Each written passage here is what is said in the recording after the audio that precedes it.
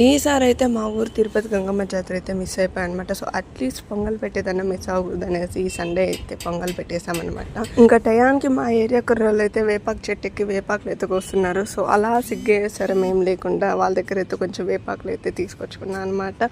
ఇంకా పొద్దున్న లేచిన వెంటనే మా తమ్ముడు డాడీ అయితే నాటుకోడిని అయితే పట్టుకొచ్చేసారు అమ్మవారికి బలి ఇవ్వని. నేను అక్క మమ్మీ అయితే పూజకు కావాల్సిన వస్తువులన్నీ ఏర్పాటు చేసుకుని టెంపుల్కి అయితే బయలుదేరేసామన్నమాట. ఇంకా అక్కడ అమ్మవారికి పొంగల్ పెట్టేసి నైవేద్యం ఆరతి అంతా ఇచ్చేసి దేవుడి దర్శనానికి అయితే వెళ్ళిపోయాము. సో ఈసారి దర్శనం అయితే మామూలుగా జరగలేదన్నమాట. అమ్మవారి ముందర అయితే నిలబడుకొని 5 minutes వరకు దర్శనం అయితే ప్రశాంతంగా చేసుకొచ్చాము. ఇంకా అంబెలంతా అందరికీ పనిచేసి మేము తాగేసి ఇంటికి అయితే బయలుదేరేసామన్నమాట. ఇక్కడ నాకు అక్కకి మమ్మీకి అయితే చాలా పెద్ద ఛాలెంజింగ్గా ఉందన్నమాట. అమ్మవారి దగ్గర అయితే పిండి దీపం పెట్టుకొని ఇంటికైతే తీసుకెళ్తామన్నమాట. ఆ దీపం అయితే ఎక్కడ కానీ కొండెక్కకుండా తీసుకెళ్ళాలా, అది చాలా పెద్ద ఛాలెంజింగ్ అయితే అయింది. ఇంకా సక్సెస్ఫుల్గా అలా ఇంటికి అయితే తీసుకెళ్ళిపోయామని. ఇంకా ఇదే అనమాట సంగతి. Happy to next video. Bye guys.